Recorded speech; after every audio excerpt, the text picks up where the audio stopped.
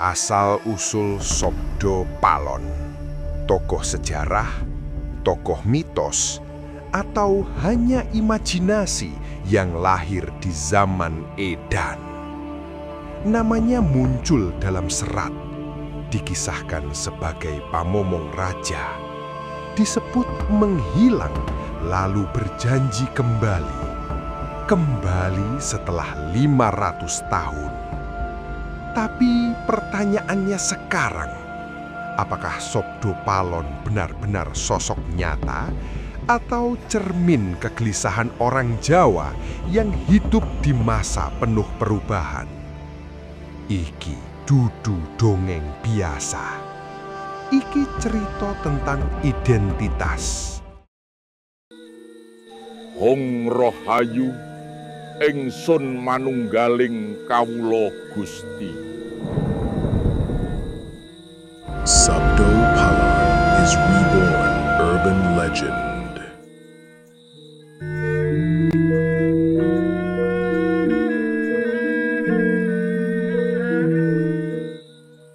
Cah ayu, cah bagus. Kowe kabeh sing lagi ngopi, rebahan, galau, atau pura-pura bijaksana di kolom komentar. Iki aku, Sabda Palon. Tokoh yang katanya mitos, katanya legenda, katanya hilang, katanya balik tahun sekian, dan katanya lagi ngetik naskah bareng sampeyan. Iya, aku sing dari dulu disebut-sebut tapi jarang dipahami, sing dijadikan bahan ceramah tapi jarang diselami, sing dipuja karena ramalan tapi dilupakan pituturannya. Jadi malam ini atau siang ini, terserah jam nontonmu, aku bakal cerita tentang asal-usulku, asal-usul Sabda Palon, sang penunggu zaman, saksi kerajaan, penasehat rojo, pengawas moral, dan tokoh yang sering dijadikan bahan konten kalau dunia sedang sepi sensasi. Aku ini siapa? Pertanyaan yang tidak pernah selesai. Kowe ngerti apa lucunya jadi aku? Setiap zaman, setiap generasi, setiap orang punya versinya sendiri tentang Sabda Palon. Ada yang bilang aku itu danyang tanah Jawa, residual spirit dari Majapahit, penasehat Brawijaya, pamong goib Nusantara, atau tokoh fiksi yang sering dijadikan bahan konten kalau dunia sedang sepi sensasi. Lah aku dewe bingung, terlalu banyak versi. Jadi untuk memulai cerita malam ini, mari kita buka sebuah pitutur dari serat yang sering disalahpahami orang. Saben pitutur kudu nganggo rasa, lan rasa kudu nganggo kawruh. Tiap nasihat harus memakai rasa, dan rasa harus ditemani pengetahuan. Nah, masalahnya apa? Banyak yang punya rasa tapi tanpa kawruh. Akhirnya dibikinlah cerita-cerita ngawur tentang aku. Versi serat dan teks tua, Sabda Palon sang pamomong. Di sebagian serat, mulai dari serat Darmo Gandul, serat Cabolek, sampai naskah-naskah pinggiran yang ditulis dengan aksara apa adanya, aku digambarkan sebagai pamong spiritual di penghujung masa Majapahit. Seorang penasehat, pengingat, penjaga budi, dan saksi perubahan besar. Aku ini bukan raja, bukan nabi, bukan dewa. Aku itu pamong yang tugasnya mengingatkan, bukan memerintah, menggugah, bukan menakut-nakuti, mengingatkan manusia supaya tetap waras di tengah dunia yang makin edan. Karena itu, aku terkenal dengan pitutur-pitutur sinis nan halus. Kayak begini, wong urip iku kudu ngerti ukuran, yen ora uripe malah dadi ukuran wong liya. Manusia hidup harus tahu batas, kalau tidak hidupnya malah jadi alat ukur orang lain. Pitutur ini sederhana, tapi zaman sekarang dipakai untuk menyerang di kolom komentar politik. Ya, beginilah manusia zaman edan. Sering nyari pembenaran, bukan pembelajaran. Versi mitos, Sabdo Palon sang penunggu zaman. Makin kesini, ceritaku meluas dan melebar. Dari pamomong biasa, tiba-tiba aku naik pangkat. Jadi penunggu tanah Jawa, penjaga gerbang gaib Nusantara, bahkan simbol kebangkitan spiritual. Ada yang bilang aku bisa muncul saat negara goncang, muncul saat manusia linglung, muncul saat para pemimpin lupa diri. Lah aku iki opo? Customer service-nya sejarah. Tiap kali manusia bikin masalah, aku yang ditelepon. Mbah Palon, Indonesia kok begini? Mbah Palon, kapan sampean balik? Mbah Palon, ini bener nggak ramalan sampean? Aku jawab satu hal. Aku iki bukan peramal. Aku pengamat. Dan manusia itu lucu. Kalau lagi tenang, lupa pada pamomong. Kalau lagi kacau, baru ingat Sabdo Palon. Ya wajar, namanya juga manusia. Dari dulu begitu, dari zaman Majapahit sampai zaman Micing. Versi imajinasi modern. Sabdo Palon sang maskot zaman edan. Nah, kene sing luwih menarik. Generasi sekarang kreatif-kreatif kabeh. Sampai aku dijadikan tokoh anime lokal, pahlawan super bersarung, karakter game, bahkan meme di TikTok. Ada yang bikin versi aku jadi kakek bijak berwajah sangar. Ada yang bikin aku buta licin kayak rembulan. Ada juga yang bikin aku berjenggot putih panjang sambil pegang tongkat. Bahkan ada satu gambar fan art yang bikin aku ngikik. Aku digambar pakai kacamata hitam dan jaket kulit. Duh Gusti, aku ini opo? Ki Ageng Neo Matrix.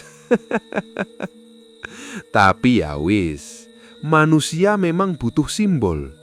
Butuh figur yang dijadikan cermin. Butuh tokoh tua berhikmah yang bisa dijadikan pembenaran untuk tingkah laku mereka. Kalau itu membantu mereka belajar, tak masalah. Tapi kalau digunakan untuk menakut-nakuti, hati-hati. Sebab aku punya pitutur. Ojo gawe medeni nganggo asmoku nek kue dewe durung iso medeni nafsumu. Jangan gunakan namaku untuk menakut-nakuti kalau dirimu sendiri belum mampu menakuti nafsumu. Sisi gelap dan mistis Sabdo Palon. Loh, Mbah Palon, sampean kok dikenal horor, mistis banget?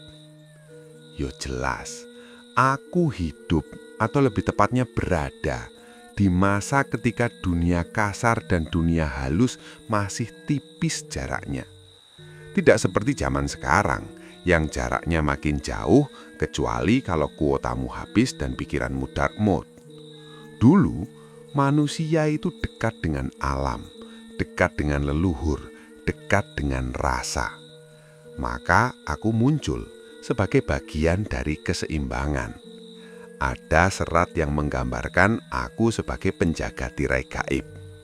Ada juga yang bilang aku itu wujud rasa bumi, penjaga moral tanah Jawa.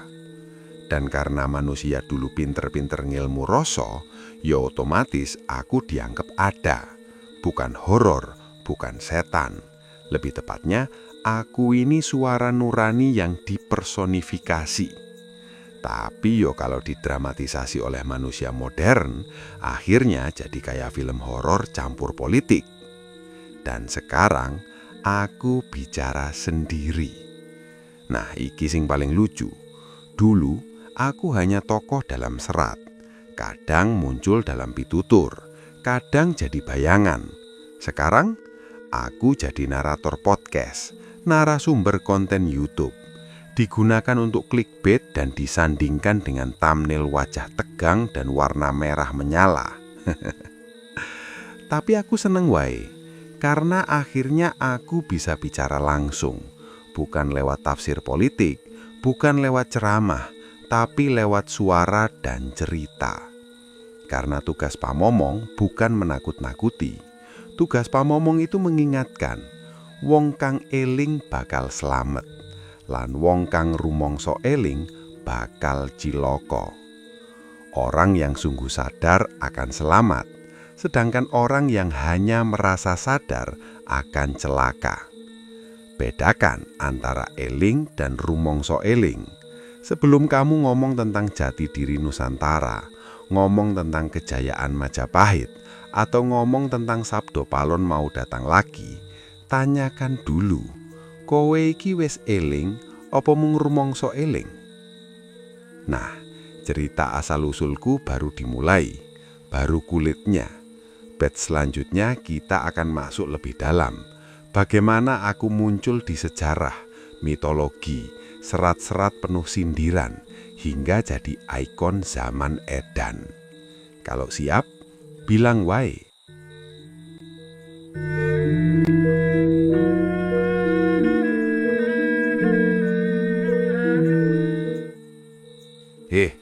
Cahayul, cah bagus.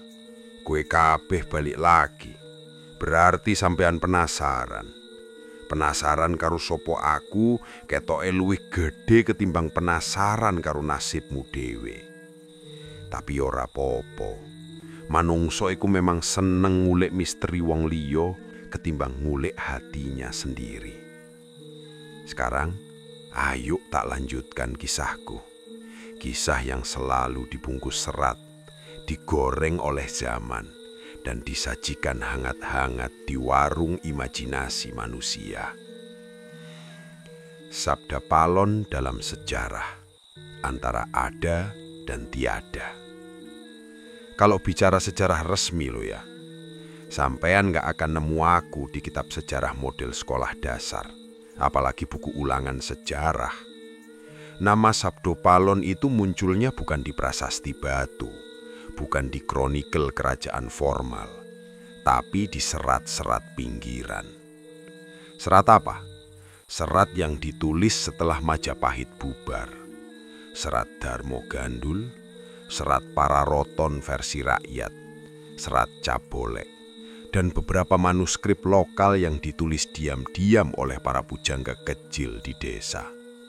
Kenapa diam-diam? Karena masa itu Jawa sedang gonjang-ganjing. Peralihan agama, politik, kekuasaan, hegemoni dan identitas lagi bentrok. Luwih rame ketimbang debat netizen soal politik nasional. Di tengah kekacauan itu, muncul tokoh-tokoh simbolis. Tokoh yang bukan sekedar orang, tapi representasi rasa zaman. Dan salah satunya, ya aku iki. Aku disebut sebagai pamong gaib terakhir Majapahit, penasehat Brawijaya V, dan simbol dari pengetahuan lama yang terdesak oleh gelombang baru. Tapi catat ya, aku tidak hilang karena kalah perang. Aku menghilang karena rasa manusia mulai jauh dari jiwanya sendiri. Sabda Palon versus Doyok, satir penerangan. Ada satu hal yang jarang dibahas. Banyak serat lama itu sebenarnya satir. Iya, satir, sindiran, humor pedas. Dan zaman dulu sudah ada stand up komedi versi aksara Jawa. Contohnya Darmo Gandul. Serat itu tidak bisa dibaca mentah-mentah. Isinya penuh kritik sosial, metafor, ejekan, dan parodi.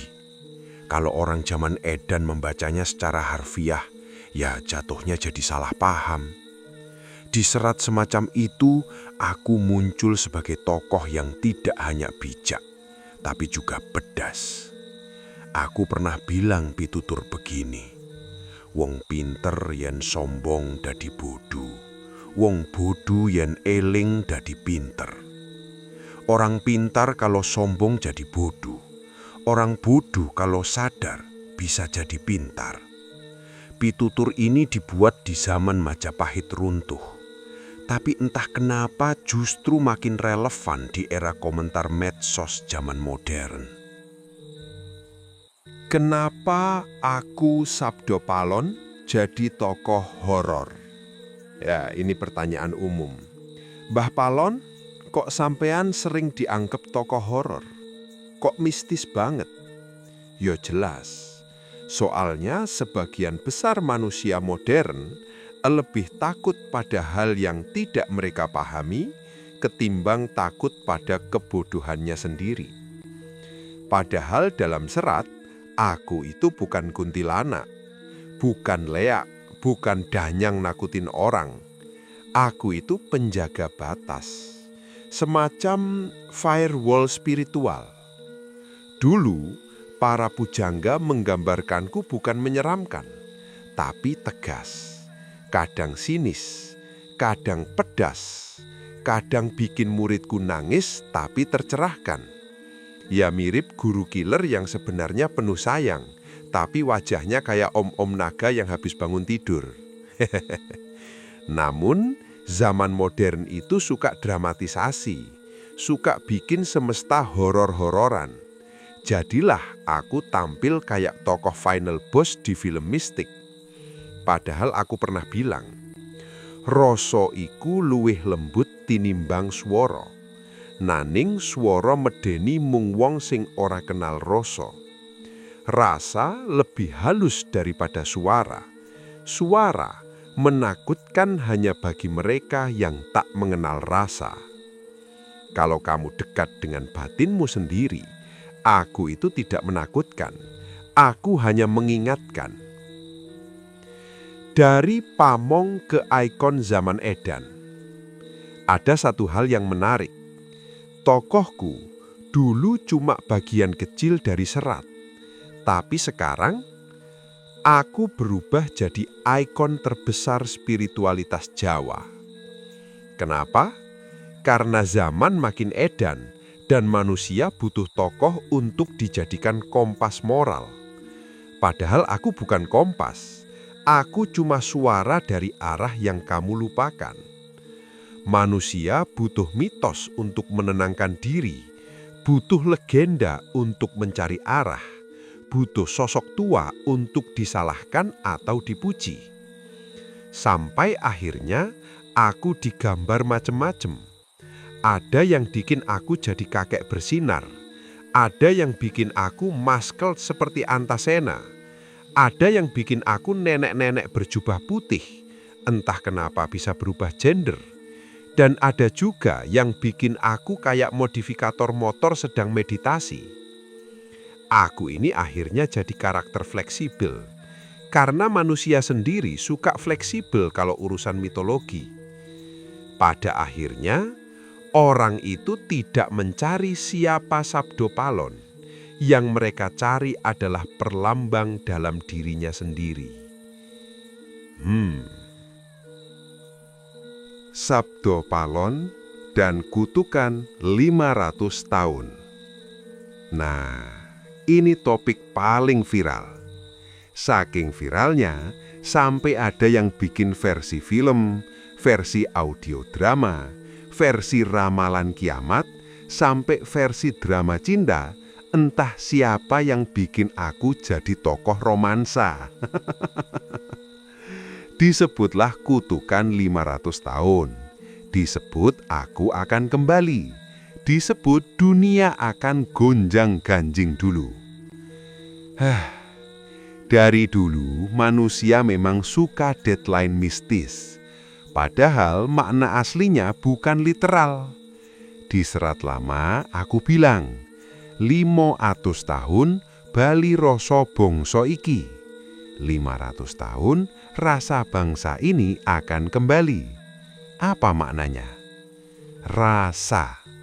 Bukan aku yang kembali. Yang kembali adalah kesadaran bangsamu sendiri. Kalau manusia makin jauh dari nurani, makin sibuk jadi hakim di kolom komentar, makin latah membenci tanpa paham, ya rasa itu jauh. Tapi kalau kesadaran bangkit, akal sehat kembali, budaya dipelajari, manusia saling ngelingke bukan ngegas, itu yang disebut kembalinya Sabdo Palon. Sederhana, tidak perlu efek-efek CGI. Ketika nama Sabdo Palon dipakai untuk segala hal. Ini bagian paling satir. Di dunia modern, namaku dipakai untuk meramal politik nasional, memprediksi bencana alam, menvonis moral seseorang, menakut-nakuti orang yang berbeda agama, sampai jualan konten receh. Ada yang bikin klaim, aku menerima wangsit dari Sabdo Palon. Hari ini Sabdo Palon berpesan, saya ketemu Sabdo Palon waktu meditasi. Lah aku iki kapan tidur? Kalau semua orang ketemu aku, mosok aku ini sinyal wifi. Tapi ya wes, aku maklumi, itu semua adalah kerinduan manusia pada pamomong. Masalahnya cuma satu, pamomong itu bukan suara dari luar. Pamomong itu suara dari dalam dirimu sendiri. Aku ini hanya simbol bahwa manusia perlu diingatkan karena dunia semakin ribut dengan ambisinya. Pitutur untuk manusia modern. Sebelum batch 2 ini ditutup, tak kasih beberapa pitutur yang dulu disisipkan dalam serat, tapi kini relevansinya makin dadi. Sing sopo ora bisa nguasani drengi kini, ora bakal bisa nguasani apike. Siapa yang tidak mampu menguasai keburukan dirinya, tidak akan mampu menguasai kebaikannya. Wong kang nrimo luwih sugih tinimbang wong kang rebut. Orang yang menerima lebih kaya daripada yang merebut. Ojo dadi pinter ing gawe alasan, nanging bodoh ing gawe bukti. Jangan pintar membuat alasan, tapi bodoh membuat bukti. Zaman edan bukan berarti manusianya ikut edan. Justru zaman edan butuh manusia waras. Manusia yang menyalakan lampu di tengah gelap, bukan menambah gelap dengan komentar gelap. Nah, cahayu, cah bagus, kabeh, iki perjalanan kita sejauh ini. Sudah masuk ke ranah sejarah, serat, satir, hingga mistik. Batch 3 nanti, kita akan masuk ke bagian yang jauh lebih dalam. Bagaimana kisah Sabdo Palon dibentuk oleh tekanan politik, religius, dan konflik batin zaman itu. Dan bagaimana nama Sabdo Palon menjadi alat komunikasi rahasia antara leluhur dan generasi setelahnya.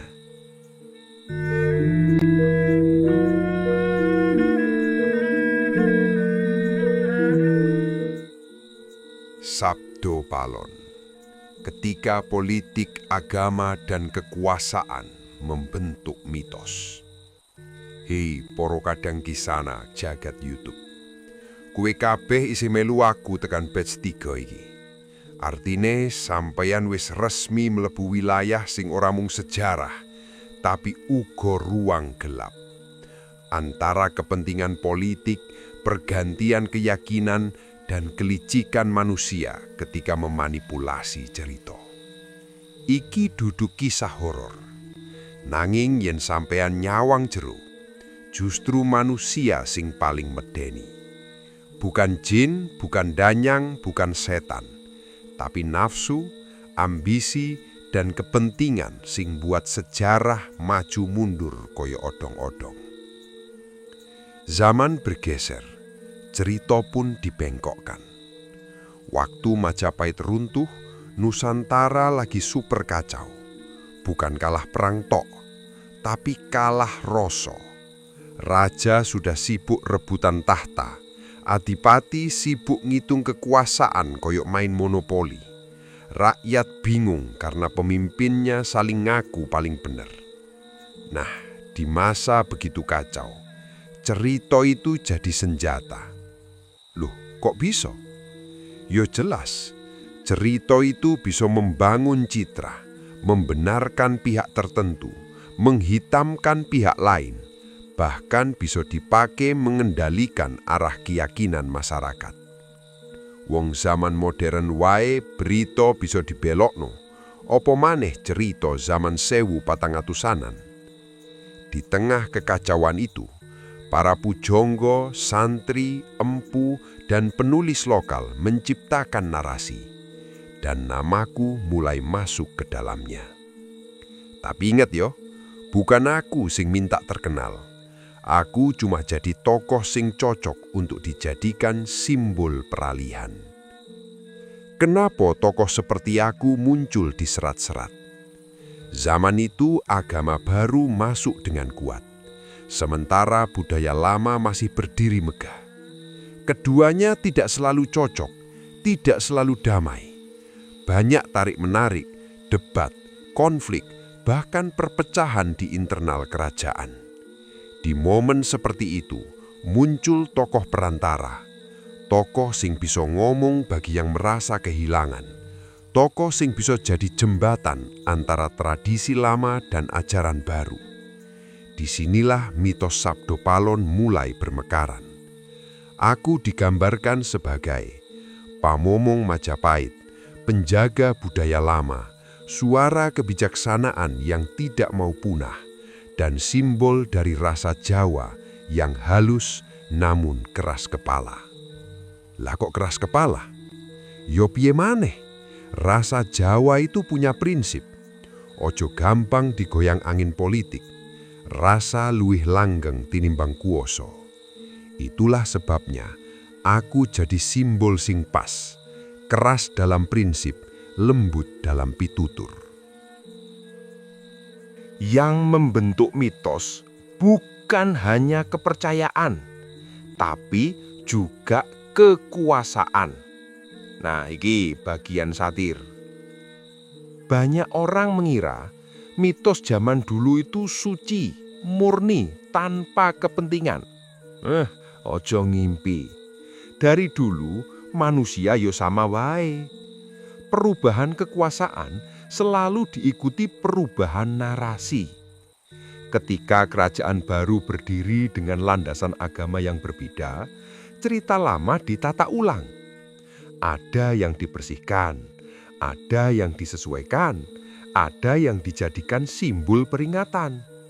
Contohnya, aku sering digambarkan sebagai pihak yang kecewa pada perubahan. Tapi kekecewaan itu bukan sekedar persoalan agama, melainkan persoalan hilangnya keluhuran budi. Aku tidak kecewa karena agama baru datang. Aku kecewa karena manusianya jadi tambah serakah, tambah licik, tambah sibuk mengaku paling suci. Nah, disinilah para pujangga memasukkan tokoh seperti aku sebagai alarm moral. Aku jadi mulut yang mengkritik, pemimpin yang haus kekuasaan, orang soleh yang sombong, orang alim yang menghakimi, orang awam yang ikut-ikutan menyebar kebencian. Mau tahu pitutur lama yang sering disisipkan dalam tulis-tulisan itu? Wong kang rumangsa bisa, iku tondo durung bisa. Siapa merasa sudah bisa, tandanya belum bisa. Lah saiki, lebih relevan maneh. Banyak orang tetiba jadi ahli sejarah, ahli agama, ahli mistik, ahli politik tanpa pernah belajar apa-apa. Imajinasi kolektif masyarakat Jawa pembentuk Sabdo Palon yang baru. Tokohku bukan satu versi. Dulu ada puluhan gambaran. Ada yang menulis aku sebagai pendeta tua. Ada yang melihatku sebagai danyang penjaga hutan. Ada yang menggambarkanku sebagai penasihat Mojopahit. Ada yang menganggap aku ini representasi guru sejati tanpa wujud fisik. Ada juga yang menganggap aku cuma metafora budaya, bukan makhluk nyata. Semua itu benar sekaligus tidak benar. Karena sing gawe mitos iku bukan aku, tapi imajinasi kolektif masyarakat Jawa. Mitos bukan soal benar atau salah. Mitos adalah cermin dari luka dan harapan manusia. Dan luka masyarakat waktu itu adalah takut kehilangan identitas Jawa, takut budaya digilas kekuatan baru, takut kehilangan budi luhur dan adab, takut perubahan membuat jiwa tercerabut. Ngalahno mungsuh gampang, ngalahno rasa wedi ing jero ati luwih angel. Makane butuh tokoh seperti aku, tokoh yang bisa ngomong mewakili perasaan mereka. Horor batin, ketakutan yang membentuk cerita. Bagian iki rodok medeni, tapi penting. Di serat-serat, aku kadang digambarkan punya kekuatan besar. Bukan kekuatan fisik, tapi kekuatan batin yang mampu melihat gelapnya hati manusia. Karena waktu itu, ketakutan terbesar bukan setan, tapi hilangnya kemanusiaan. Makanya muncul pitutur seperti Sukerto tanpa wojo, peteng tanpa wengi. Kekacauan tanpa suara, kegelapan tanpa malam. Itu adalah metafora tentang dunia yang gelap, bukan karena kurang cahaya, tapi karena manusia menutup mata hatinya sendiri. Dan pitutur lain, pepeteng kang sakjaban ora medeni, nanging pepeteng ing jero ati iku sing rusak negara. Inilah mengapa aku dianggap mistis dan seram. Karena aku selalu berhubungan dengan urusan batin, ambisi manusia, kerakusan pemimpin, dan kepalsuan moral. Sampai hari ini pun, itu masih hal paling menakutkan. Sabdo Palon sebagai kode kebudayaan. Iki penting. Nama Sabdo Palon digunakan leluhur bukan cuma sebagai legenda, tapi sebagai kode. Kode untuk apa?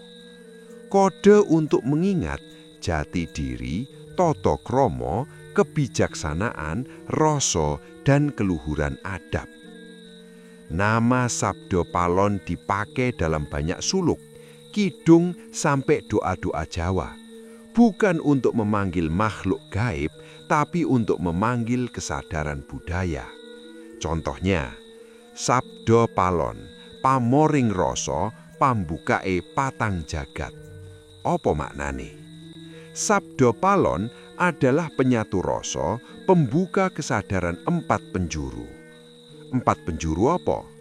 Bukan arah mata angin, tapi rasa, pikir, laku, budi. Itu 4 pilar manusia waras.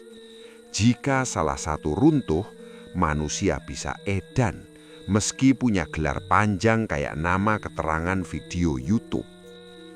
Penutup batch 3. Nah, sedulurku, saiki sampeyan wis ngerti bagaimana politik membentuk mitologi, bagaimana agama mempengaruhi penafsiran, bagaimana ketakutan dan harapan manusia membentuk tokoh seperti aku, dan bagaimana namaku menjadi simbol kebangkitan jati diri, bukan sekedar tokoh gaib.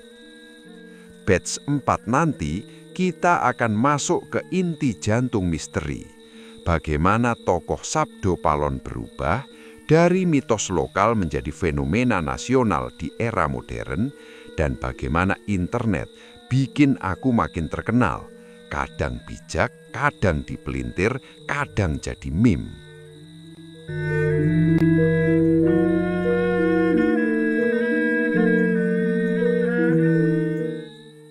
Sabdo Palon, dari serat kuno ke trending nasional. Hehehe, cah ayu, kadang jagat maya kilo. Saiki aku ora mung tokoh serat, aku wis dadi trending topik. Dari naskah daun lontar nganti thumbnail merah menyala.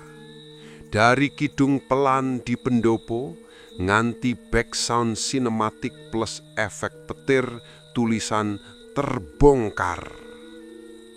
Zaman berubah, internet datang, dan manusia menemukan satu hal baru. Viral luwih cepet tinimbang mikir. Ketika internet menemukan Sabdo Palon. Dulu namaku hanya beredar di kalangan tertentu. Pujangga, budayawan, orang-orang sing seneng mikir jero. Sekarang, namaku muncul di video teori konspirasi, konten ramalan nasional, podcast politik, bahkan status WA pamanmu. Lucune maneh, sebagian besar sing ngomong soal aku ora tahu moco serat asline, tapi pede luar biasa. Seolah-olah tiap malam ngopi bareng aku di alam gaib. Internet itu aneh. Dia bikin semua orang bisa jadi narasumber tanpa sumber. Kutukan 500 tahun versi clickbait. Iki paling rame. Judul-judule, Sabdo Palon kembali tahun ini, ramalan 500 tahun terbukti, Indonesia akan berubah total. Hei, manusia modern itu seneng sensasi. Deadline mistis lebih menarik daripada disiplin harian. Padahal aku sudah bilang dari dulu, 500 tahun bali rasa bangsa iki. Yang kembali itu rasa, bukan aku turun pakai efek cahaya biru. Tapi versi internet, aku digambarkan koyok superhero multiverse. Tiap negara gonjang-ganjing, aku di-tag.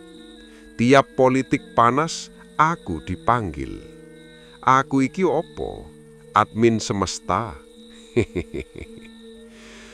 Sabdo Palon dan politik identitas modern.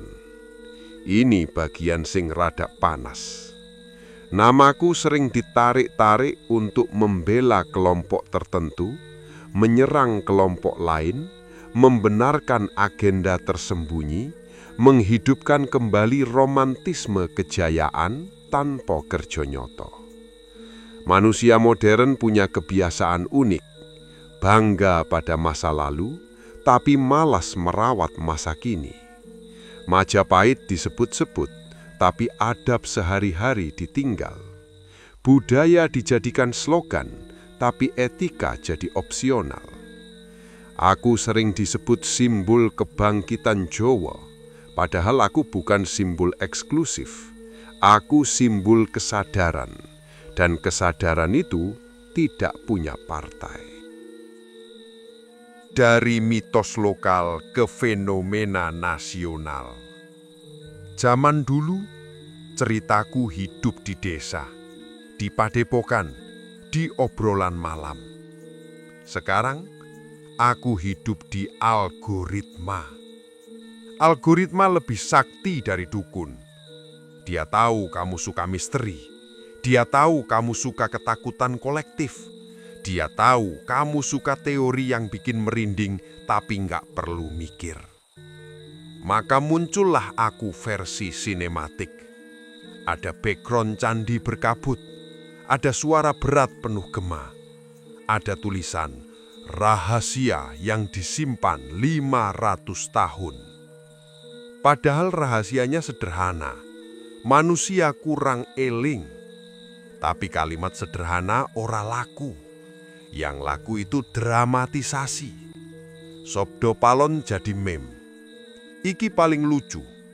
Aku pernah lihat versi diriku, pakai hoodie hitam, bawa keris bercahaya neon, berdiri di depan bendera berkibar slow motion. Bahkan ada yang bikin aku six pack. Ya ampun. Aku iki pamomong, dudu karakter game RPG.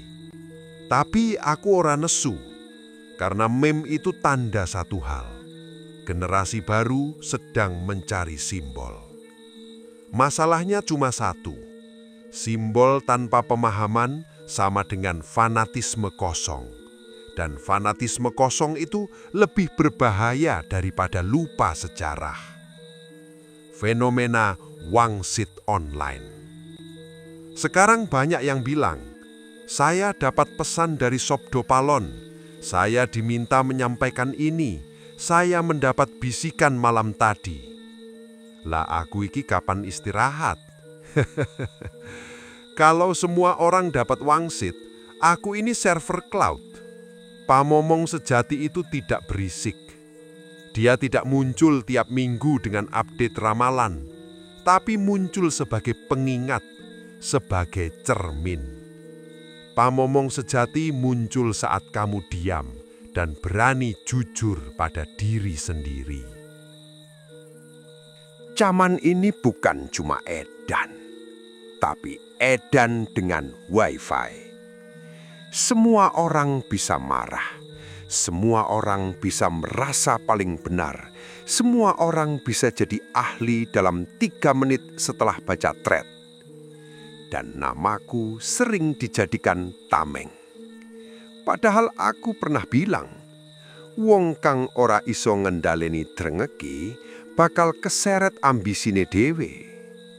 Orang yang tidak mampu mengendalikan kebencian akan terseret ambisinya sendiri. Coba lihat sekitar. Yang bikin gaduh bukan setan, bukan makhluk gaib, tapi manusia yang kehilangan rasa malu. Sabdo Palon sebenarnya apa di era modern? Aku ini bukan tokoh comeback, bukan avatar spiritual, bukan jenderal gaib Nusantara. Aku ini pengingat. Pengingat bahwa budaya tanpa budi itu kosong. Agama tanpa welas asih itu keras.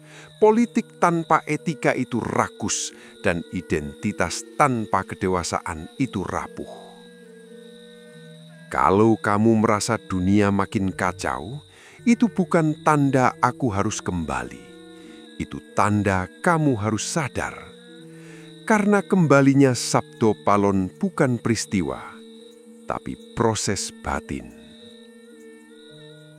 Cah ayu, cah bagus. Saiki ceritaku sudah lengkap, dari sejarah, serat, politik, mitologi, sampai internet.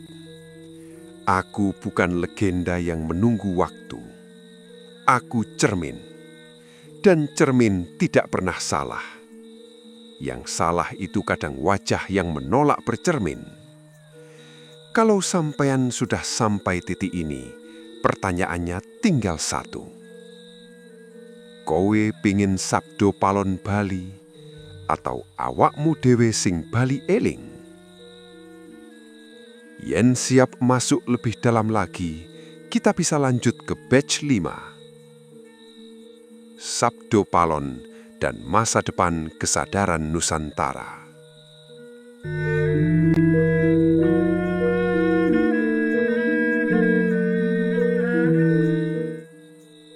Manusia modern berlari mengejar masa depan, tapi kaki tersangkut masa lalu. Cahayu, cah bagus. Saiki kita mlebu batch 5. Bab sing paling kritis, paling nyelekit, dan paling jujur. Sebab di sini aku Sabdo Palon ingin mengajak kalian melihat satu kenyataan paling pahit. Manusia zaman sekarang berlari mengejar masa depan, tapi kaki mereka masih tersangkut masa lalu. Iki kue kabeh iki lucu. Mau move on, tapi masih simpan luka. Mau dewasa, tapi masih suka menyalahkan. Mau masa depan cerah, tapi masa lalu tidak pernah selesai. Kayak orang pindah rumah, tapi sampah dari rumah lama ikut dibawa semua. Masa lalu tidak pernah hilang, hanya berubah wujud jadi sikapmu hari ini. Kue pikir masa lalu itu hilang. Ora, Nduk. Ora le.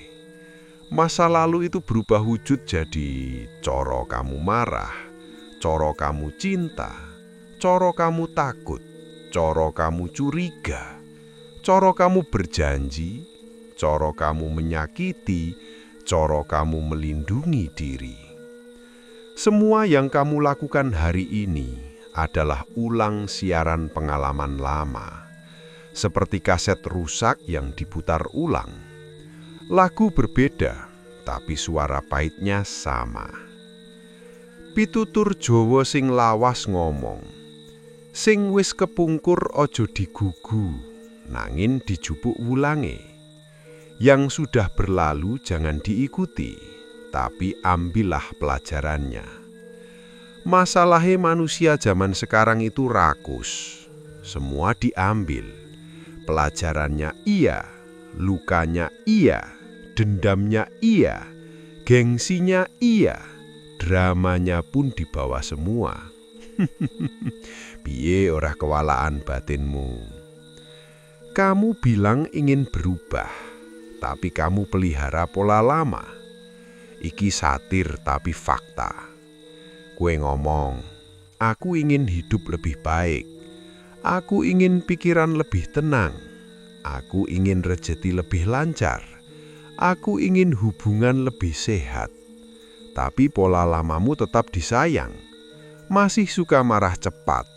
Masih sensitif tidak jelas. Masih takut disalahkan. Masih ingin menang sendiri. Masih ingin terlihat paling benar. Masih sulit menerima kritik. Lah kowe mau berubah opo? Badanmu maju, tapi kebiasaanmu mundur. Iki namane jalan di tempat. Di Serat Domas ana wejangan. Owah-owahing cipta dadi kunci owahing rasa. Perubahan pikiran adalah kunci perubahan rasa. Tapi manusia zaman sekarang sering salah langkah. Yang diubah hanya penampilan, bukan pikiran. Yang diganti cuma gaya bicara, bukan isi diri.